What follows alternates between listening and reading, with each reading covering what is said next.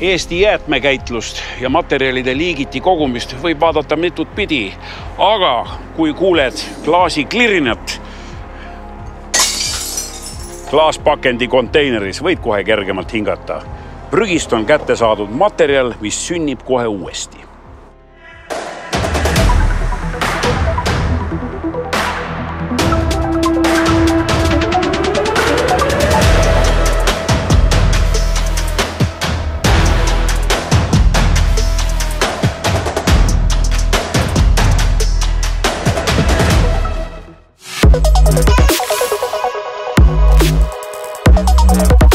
Klaas on üks väheseid materjale, mida on ümber sulatades ning ainult vähesel määral uusi koostisosi lisades võimalik lõpmata arv kordi taaskasutada. Retsept on üsna lihtne. Sega õiges vahekorras kokku kvartsliiv, lubjakivi, sooda ning teise ringi klaas. Sulata kogu kraam umbes 1600 kraadi juures ühtlaseks massiks ja vala vormidesse.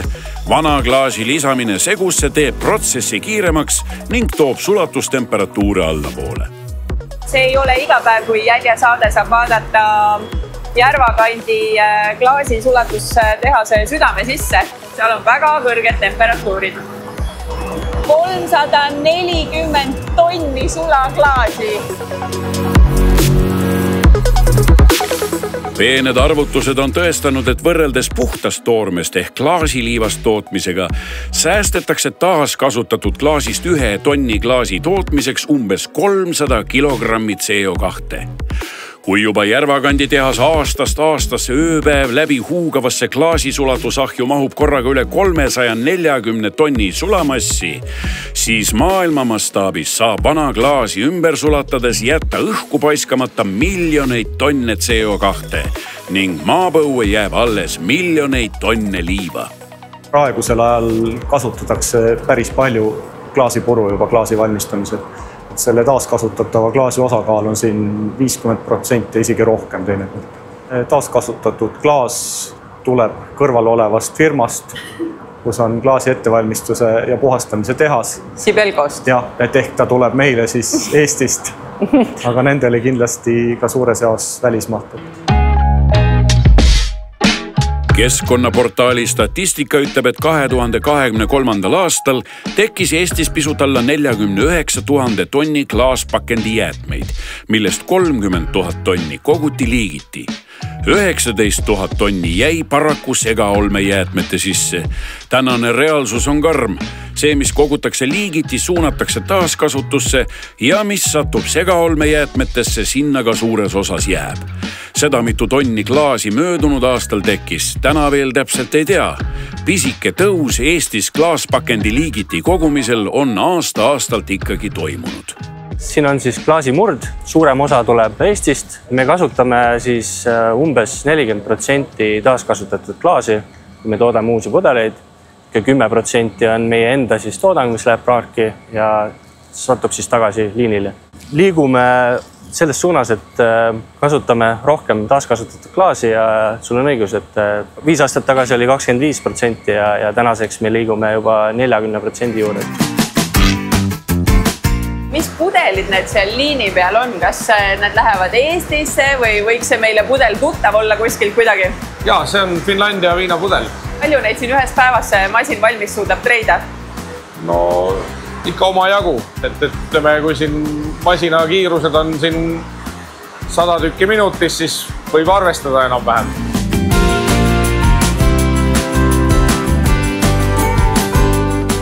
OÜ klaasitehases tehakse 2 pisut erinevast klaasisulamist, kirgast ja eriti kirgast klaastaarat. Siinsed masinad ja inimesed teevad võimsate kuumakraadide keskel valmis kõik võimalikke läbipaistvaid pudeleid ja purke. Erinevaid vorme on sadu. Viimasel ajal on üha populaarsemad tellimustööd. Paljud joogitootjad on disaininud oma märjukesele iselaadi pudeli, et konkurentidest eristuda. Värvilist klaasi Eestis tööstuslikult ei toodeta.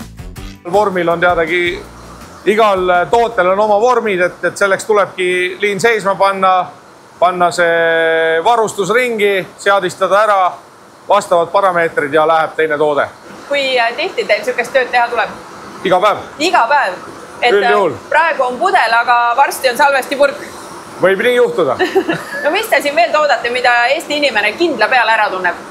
Enamjaolt toodame ikkagi viinapudeleid, veepudeleid. Bossi pudel on kindlasti see, mis tuntakse ära. Crafters, Viru Valge, et need on sellised tuntumad Eesti toodangud. Kes teil Eesti suurimad Taara kliendid on üldse? Kelle juurde teie kraam Eestis põhiliselt läheb? Eestis need ei ole palju, aga eks A. Le Coq, Liviko, Saku, Salvest.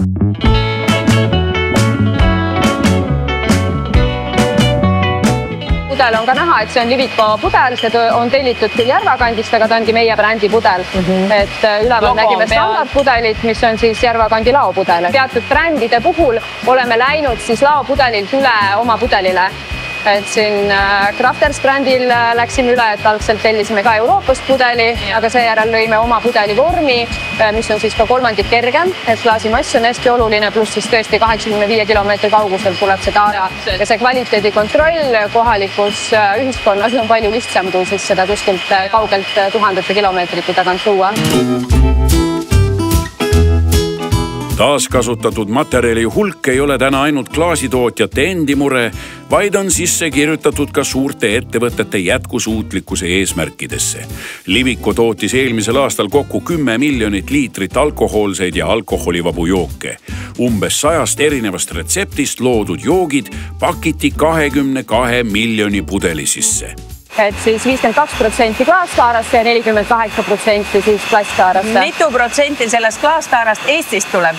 Sellest tuleb Järvakandist 80%. Väga-väga suur osakaal. Et tegelikult meie ettevõtte väärtused ja põhimõtted on kindlasti alati eelistada kohalikku toorainet, kohalikku materjali. Ja kuna tõesti Järvakandi klaasitehas on ka suures OÜ kontsernis, nende kvaliteet on usaldusväärne ja nendega koostöö on väga-väga positiivne. Ja tegelikult see toode 500 milliliitrine standardpudel on meil ka kõige enam kasutuses olev pudel. See on siis top 1 taara, kuhu me villime. Nii, vaatame siis edasi, kuidas valge viin pudelisse jõuab. Me läheme vaatama. Pärast pudeli loputamist läheb siis otse viljasse. Siis villitakse õige nivooga toodang pudelisse ja edasi on näha siis lasermarkeerijaga läheb peale siis markeering. Et siin ühtes monoplokis on siis villimine ja korkimine ja edasi läheb siis toode etiketiasse. Kuule, aga teilt kui alkoholitootjatelt ma ikkagi pean küsima ära ka, et tundub, et inimesed ei joo enam nii palju. Inimesed ei joo enam nii palju, inimesed on väga terviseteadlikud ja ka meie liigume siis vastutustundliku tarbimise suunas ja seetõttu tegelikult ka tootearenduses töötame välja siis alkoholivabasid alternatiive. Et see on täiesti selline uue generatsiooni ja tänapäeva tarbija siis selline uus tarbimisharjumus, et tihti vahetatakse siis kas lahjema alkoholse joogi või siis alkoholivaba alternatiivi vastu. Ja me väga-väga toetame, et see on isegi ka üks meie kestliku arengu eesmärke, et meie erinevate alkoholivabade retseptide osakaal portfellist suureneks. Et Liviko eelistab klaaspakendit siis selle tõttu, et klaaspakendis säilib toode palju paremini, et klaasi toodetud toote säilivusaeg on siis tegelikult 3 korda pikem kui plasti. Mis need numbrid täna siis on, et klaaspakendisse võib asju panna kui kauaks?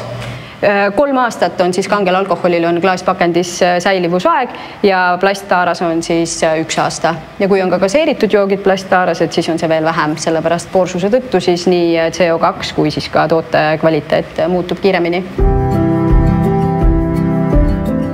Ega seda tihti juhtu, et me tarbijatena mõtleks, mis konteinerisse pandud klaasist tegelikult edasi saab.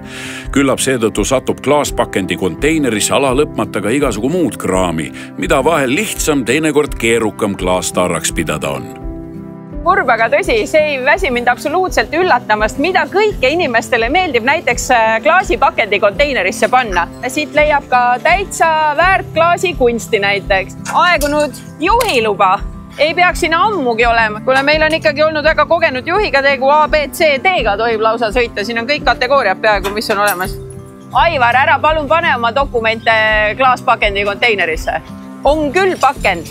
Riia palsam, vana hea, aga tehtud hoopis keraamikast, nii et ka see ei käi klaasi konteinerisse. Maailma suurima klaasisorteerimisettevõtte Sibelco Järvakandi tehase hoovile tuleb klaaspakendi jäädet nii Eestist, Lätist, Leedust kui ka Soomest. Aastases mahus me sorteerime või paneme liinile 36,000+ tonni ja emaettevõtte ambitsioon ja soov on jõuda kuskil 50 000-ni. Siin läbib klaasist pudel ja purk oma viimase teekonna selles kehastuses. Võimsad sorteerimisliinid, osavad inimkäed ja optilised sorteerid püüavad transpordi käigus peeneks muutunud killusodist eraldada kõik, mis klaaspakendi jäätmeks ei kvalifitseeru. Meie peavaenlane number 1 ehk kõik sorti kivimid, keraamika, telliskivid, asfalditükid, mis iganes selline, taldrikud, tassid ja nii edasi. Ja kui üks poolik taldrik võtta käsitsi ära, siis ta on üks tükk, peale purustajat võib 1000 tükki olla. See seab meie kvaliteedi ohtu. Meie lõpptoode on karmide kvaliteedi nõuetega, ehk seal ei tohi olla kivimeid praktiliselt üldse.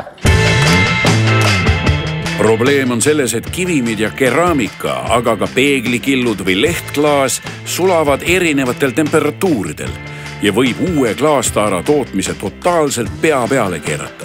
Nii võib purunenud peegel kaasa tuua mitte ainult 7 aastat õnnetut armastust, vaid ka mitmete tonnide jagu potentsiaalse taaskasutusmaterjali hävimist.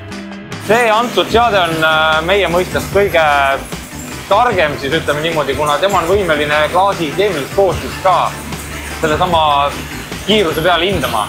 Ehk siis kõvasulam klaas lisatakse välja, mis ei tohi jääda lõpptoote sisse, samuti liigse audoksiidi sisaldusega klaas ka.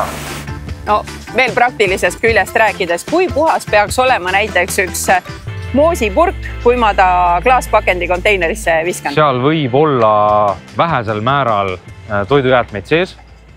Ehk siis ta võib olla nagu tühjaks söödud, aga määrdunud? Jah, see on täiesti okei, sest ma toon lihtsalt näite. Meie tootmises ei kasutata mitte tilkagi vett, vaid maagaasi kuuma õhu tootmiseks. Ja see piltlikult öeldes põleb sealt lahti.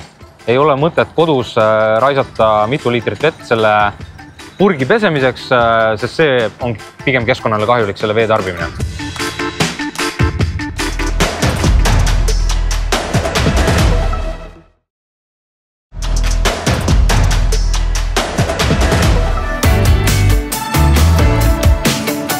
Nii, näen kurke. Palju kurke. Klaaspakendi suur eelis on see, et sinna sisse saab teha suurepäraseid hõrgutisi, mis säilivad oluliselt kauem kui plastpakendis. Kui purki hästi hoida ja õrnasti kohelda, saab kodustes tingimustes sinna sisse järjepanu kas või 30 aastat moose ja hapukurke teha. Tööstuslikus toidutootmises peavad aga kõik purgid uued olema. Kvaliteetse toidupoolise jõudmine tarbijani sõltub suuresti eelmise ringi klaasipuru kvaliteedist. Uutele pudelitele purkidele tehakse tootmisprotsessis kõik võimalikud erinevad testid, pudelisuu paksuse mõõtmisest kuni mahutuvuseni välja. Samasuguse tõsidusega jätkavad kontrollimist ka toidutootjad ise. Meil on igas protsessis määratud kaotpakenditele, nii kaantele kui klaaspurkidele. Kaantel on meil siis kuskil 0,85% sellest siis tootmisprotsessi mahust ja purkidel on 0,65%, et me väga täpselt jälgime neid, kuus see mõõdame, et kas näiteks, kui sul on kadu suuremaks läinud, kas on seotud nagu kaanepraagiga, et kaane tootja praagiga või on meil protsessides midagi valesti või siis klaaspurgid on näiteks praag. Kas seda on ette ka tulnud, et näiteks terve partii, ma ei tea, 6000 purki on praagid või? On olnud, meil on olnud väikse supipurgiga kunagi ka suur kogus, jah, kus purgi serv oli kõver.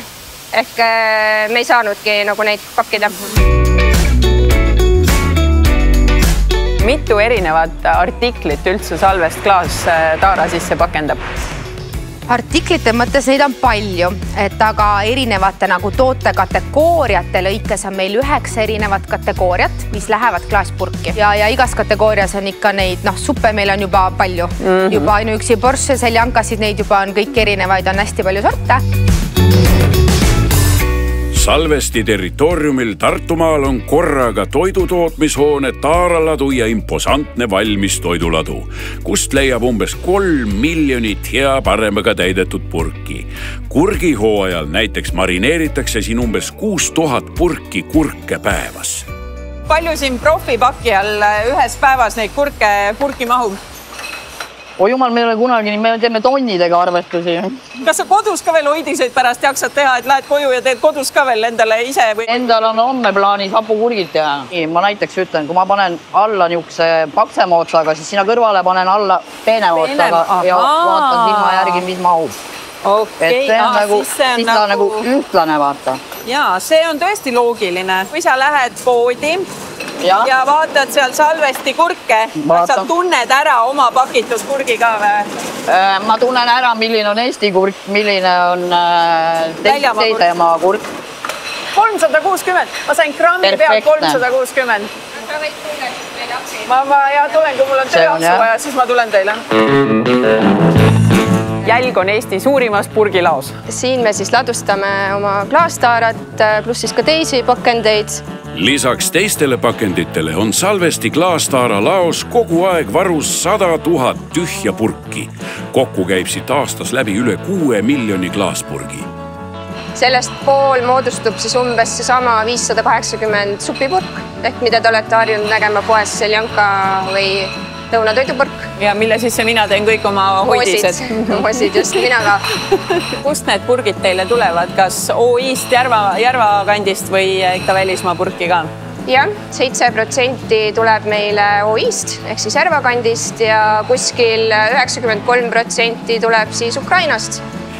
Nüüd oleme me siis meie südames ehk siis autoklaavide ruumis, kus siis meie tooted saavadki selle pikaajalise säilivuse. Kõik, mis on meil klaaspakendis, see kaup säilib meil 3 aastat, et selle jaoks ongi meil autoklaavid, mis siis selle säilivuse neile tagavad. Tarbija jaoks me oleme siis teinud selle klaaspurgi osas kasutuse lihtsamaks nii, et me oleme pannud siia siis selle kleimi, anna purgile uus elu. Oi kui äge, jaa. Et nad teaksid siis, kuhu see nii-öelda purk viia.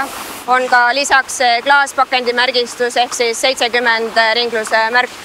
Et need on meil klaaspurgi etikettidel kõikidel siis peale lisatud. Salvestil, Livikol ning kõigil teistelgi toidu- ja joogitootjatel tekib partiide testimise käigus ka endal omajagu klaaspakendi jäädet, mis hoolega kokku korjatakse ning klaaspakendi jäätme teekonna ette võtab. Samamoodi tekib ohtralt erinevad klaastaarad restoranidel ja baaridel, kus pakendite liigiti kogumine samuti ülioluline on. Populaarses Tallinna vanalinna Keldri restoranis tekib klaaspakendit umbes 50 pudelit päevas. Lisaks veel pandipakenditaara.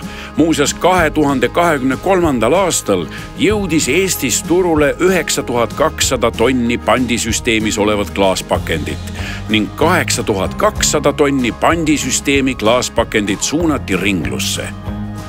Nagu tavaliselt päeva lõpus meil nagu üldse suur see must kott nagu terve täis. No aga vanalinn, kitsad tänavad, väiksed kohad, mis te teete sellega, kus see kõik läheb? Me ära viime seda meie maja tagant ja sorteerime seda, nagu siin on suur see kast, kus me paneme kõik need pudeleid ja siis tuleb see keskkonnamehed, kes ära... Keskkonnaveoteenused.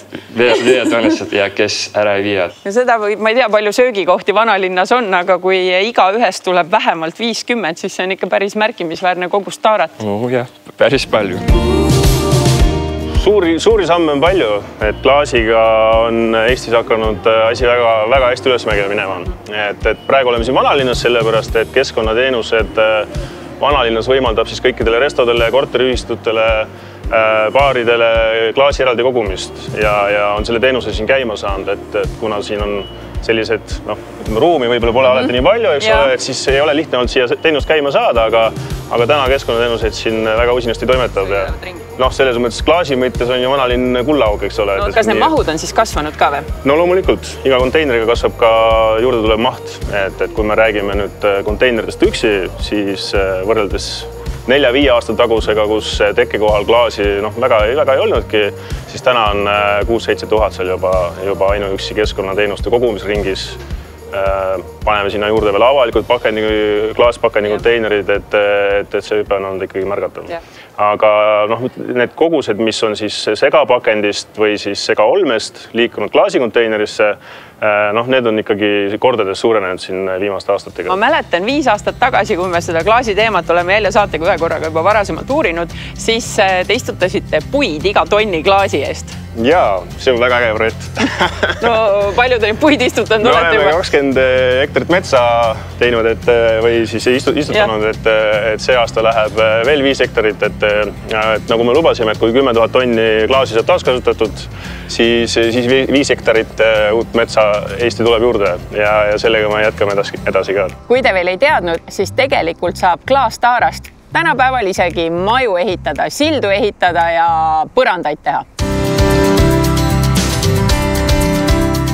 Nii see tõepoolest on, et vanalinnas nauditud veinipudelist või kodus tühjaks söödud supipurgist võib Järvakandis saada hoopis jätkusuutlik kergkillustik.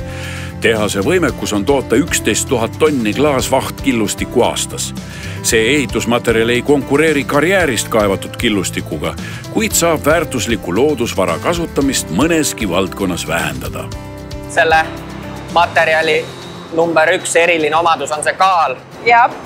Täpsemalt on ta 10 korda kergem kui tavakillustik, nii et siin on klassikaline killustik ja siin on siis kergkillustik. Tõstja positsioon sisse. Ma juba kujutan ette, et see on raske. Ma saan selle vähemalt maast lahti. Elu on õpetanud sirge seljaga tõstma. Tubli. Tõstab üles. See on tõesti väga raske. Selle võid täis tallaga ühe käega. Ma võin isegi proovida niimoodi, vaata, teeme niimoodi. Teeme ühe jala veel. Kuki-muki ja ühe näpuga, peaaegu. Ma toon näiteks just äsja lõppenud huvikeskuse kullopõranda. Talvel lõpetasime Pärnu silla, kevadel lõpetasime uue loodusmuuseumi. Laual on meil uus Sindi Lodja sild. Selle tehase võibki siis jagada 2. Esimene pool on see, mis jahvatab sellest klaasist jahu ja teine pool siis küpsetab selle valmis selle klaasvahtkillustiku. Siin me siis küpsetame sellest klaasijahust kergkillustikku. Esimesena läheb ahjulindi peale klaasriide fliismaterjal, mis käib läbi savivanni. See on puhtalt selleks, et ahjulinti säästa ja et see jahu ei vajuks läbi lindi ahju sisse. Klaasvahtkillustiku retsept on üsna lihtne. 99% taaskasutatud klaasjäädet ja näpuotsaga ränikarbiiti, mis klaasipulbri üles kergitab. Et kui siin on näha, et on umbes 20 mm kõrge ja ühtlane lint, siis välja ta tuleb umbes 75 mm. See on ikka nagu kuum kook, vaata. See on jah, nagu oleks võtnud ahjust piruka. Jah, täpselt. Kui palju nendest veoautodest seda Eestisse laiali veab ja kui palju nendest veoautodest sõidavad välismaale? Mis see teie ekspordisuhe on? Sellel aastal tegelikult on Eesti jäänud umbes 10%, mis on meie tootmisaja rekord. Et siin maal ka ikkagi saadakse sellest materjalist aru lõpuks ja hakatakse seda rohkem kasutama. No mis sulle nagu rohkem rõõmu teeb? Kas see, kui salvestipurk läheb kellelegi kodus moosideks ja jääb 10 aastaks või siis see, et ta jõuab sinna konteinerisse ja ringiga teile tagasi? Minule pakub rohkem rõõmu see, kui ta jõuab konteinerisse. Sellepärast, et ma näen endal seda, et kui palju neid purke sinna garaaži lõpuks koguneb ja iga aasta ei ole ühtemoodi, et sa teed seda moosi täpselt samas koguses ja need jäävad seisma pikaks ajaks. Et teatud mõistes see ringlus on ikkagi parem ja ma pooldan seda, et ta jõuaks ilusti sinna konteinerisse. Igatahes põnev mõelda, mitu elu see klaaspurk, mis minu käes on, juba elanud on. Igatahes südamerahus saadan ma ta järgmisele ringile. Meie aga kohtume teiega juba järgmisel nädalal. Nägemist!